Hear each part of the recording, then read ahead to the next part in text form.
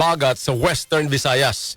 Ang DSWD-6 ay mamahagi na raw po ng ayuda doon. Makibalita tayo mula kay Idol Reynold Arca ng IFM Iloilo.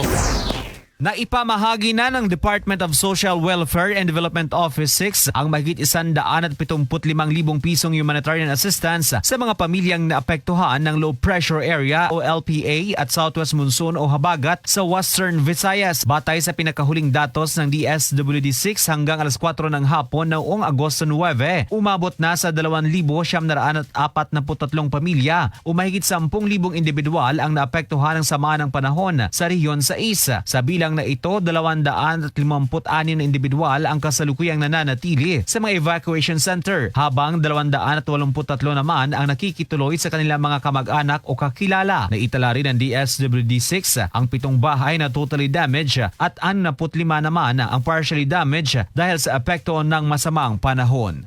Kasama mo sa DYIC IFM Iloilo